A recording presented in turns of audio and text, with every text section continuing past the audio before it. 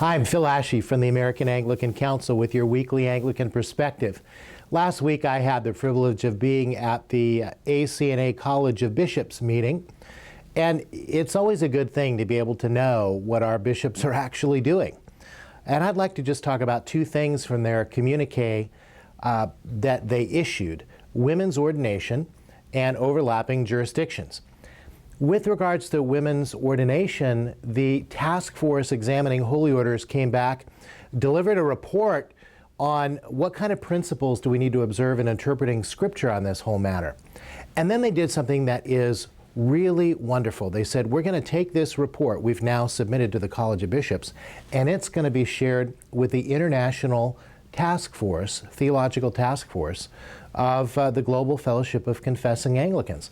What that represents is a working together in council with other Anglicans worldwide, which frankly is something that has been missing in the Anglican communion. And I just want to commend that to you all as a wonderful example of Anglicans seeking to be honest in theological inquiry and yet being sensitive to the needs and concerns of other Anglicans. The second thing is overlapping jurisdictions, which is what happens when we're all so excited in our own place in the vineyard doing God's work, but we find out that we're stepping on each other, planting churches and developing congregations and so forth. We have sometimes more than two dioceses in one area doing that work. So an Anglican Unity Task Force has been formed to help address the issue of how we can avoid redundant resources and overlapping efforts as we build one united missional biblical Anglican Church.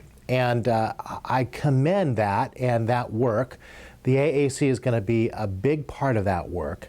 But ask your prayers as we identify the people, the places, and the points at which we can begin to work together.